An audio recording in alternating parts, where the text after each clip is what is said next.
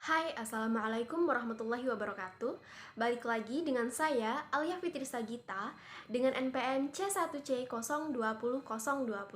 Nah, kali ini saya akan melanjutkan pembahasan materi kita yang berkaitan dengan inventory, atau dengan kata lain adalah persediaan.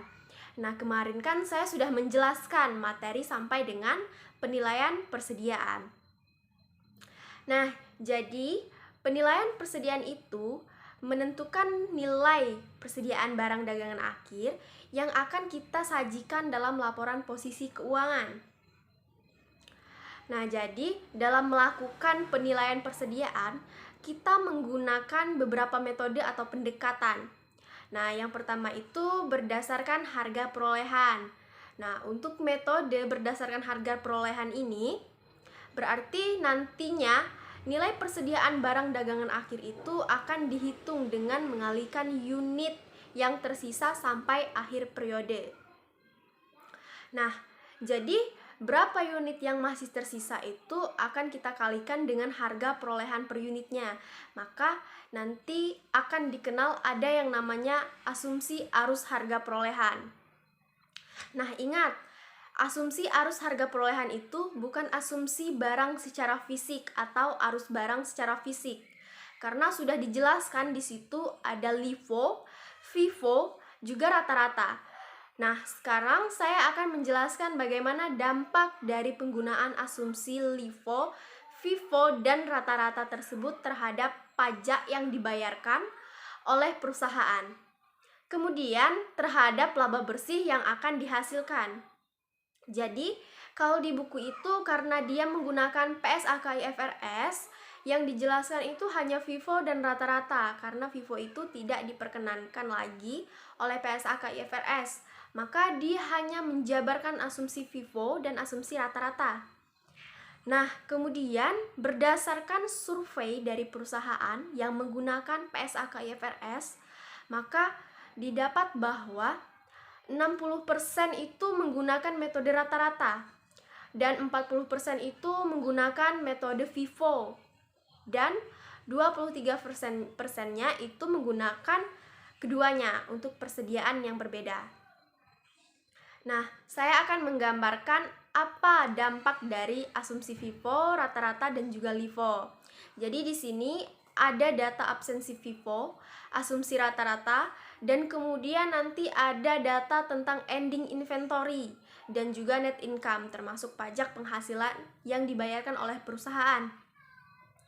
Nah, kita buat perbandingannya. Sales revenue itu tentu harus sama karena kita mau membandingkan. Nah, untuk contohnya itu sales revenue 11.500, kemudian persediaan barang dagangan awal itu juga harus sama dan pembelian juga harus sama. Anda tahu bahwa persediaan barang dagangan awal ditambah dengan pembelian itu namanya cost of good available of sales. Nah, maka sama dengan 12.000. Nah, saya membuat perbandingan ending inventory.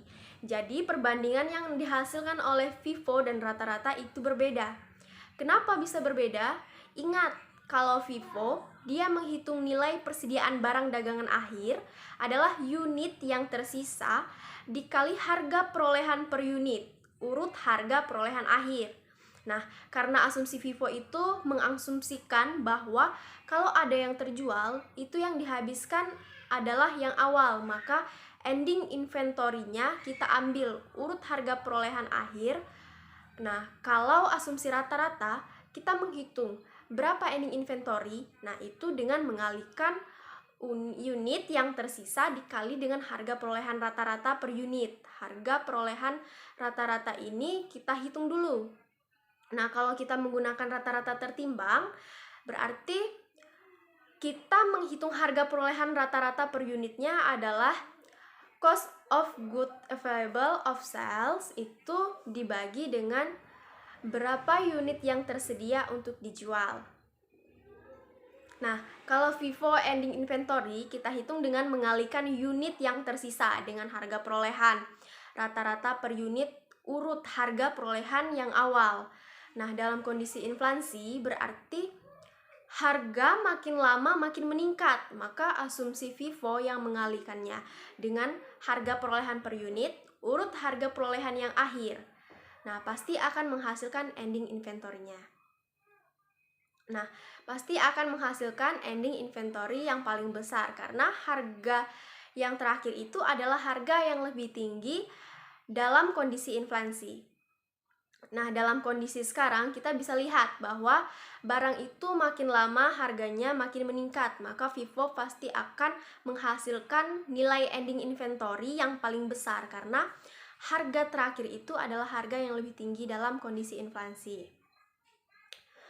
Jadi yang akan menghasilkan nilai persediaan barang dagangan akhir yang paling tinggi ke yang paling rendah itu adalah LIFO karena dia mengalihkan dengan urut harga perolehan awal, di mana harga perolehan awal itu adalah yang paling rendah. Nah, dan dibayarkan itu yang paling rendah. Nah, kenapa bisa paling rendah? Karena LIPO menghasilkan laba paling rendah. Kenapa demikian? Karena HPP PIPO itu paling tinggi. Kenapa bisa HPP-nya paling tinggi? Ya karena ending inventory kalau menggunakan LIPO yang paling rendah. Kenapa seperti itu? Karena dia menggunakan pengalihan. Nah, harga perolehan yang awal untuk menentukan ending inventory, kemudian pengaruhnya terhadap laba bersih. Nah, kalau dia PIPO berarti 3.300 dikurang 9.900 berarti 2.310. Nah, kalau rata-rata 2.900 dikurang 8.700 berarti 2.030. Kalau tadi PIPO 2.500 dikurang 750 berarti 1.700 net income-nya. Nah, pajak yang dibayarkan dan juga laba bersih, kemudian ini adalah keuntungan dari penggunaan FIFO pada periode atau kondisi terjadi inflasi. Nah, persediaan barang dagangan akhir dengan asumsi FIFO adalah yang paling sesuai dengan kondisi harga saat ini. Maksudnya adalah harga pada saat ini kita melaporkan laporan keuangan. Kenapa dikatakan dia yang paling mendekati? Karena asumsi FIFO ini persediaan barang dagangan akhir mengalihkan dengan harga perolehan urut dengan harga perolehan akhir. Harga perolehan terakhir itu adalah harga perolehan dekat dengan tanggal laporan keuangan. Jadi PIPO itu akan menghasilkan yang paling mendekati. Nah, kalau untuk average cost method, dia pasti akan berada di bawah harga sekarang atau current cost. Nah, yang lebih parah lagi LIPO sangat jauh sekali berbeda dengan harga yang sekarang. Makanya LIPO tidak diperkenankan oleh IFRS karena menyajikan informasi tentang nilai persediaan pada tanggal laporan keuangan tidak sesuai dengan kondisi harga yang sekarang atau harga pada tanggal pelaporan. Nah, makanya IFRS tidak memperbolehkan. Selanjutnya, untuk nilai persediaan, kalau di inventory, baik untuk persediaan barang dagangan akhir dan laba bersih, kalau kita menggunakan FIFO, itu akan lebih tinggi dibandingkan konsumsi rata-rata dan asumsi LIFO. Kemudian standar mengatur kita harus menggunakan asumsi dalam menilai persediaan ini harus konsisten. Nah, tujuannya agar laporan keuangan itu dapat dibandingkan.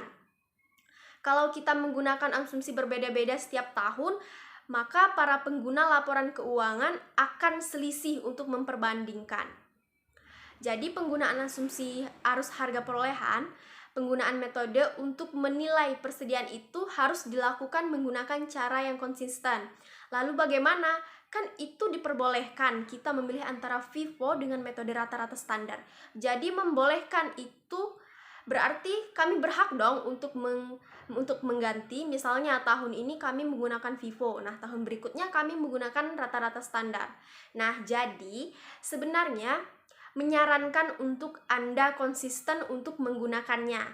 Tetapi kalau Anda tetap mau mengganti asumsi arus harga perolehan dari sebelumnya itu PIPO ke rata-rata, maka ada konsekuensinya. Nah, apa sih konsekuensinya? Nah, konsekuensinya itu adalah Anda harus menyajikan ulang laporan keuangan Anda yang dulu menggunakan asumsi FIFO. Sekarang Anda ganti dengan asumsi rata-rata. Jadi kerja Anda akan menjadi lebih berat.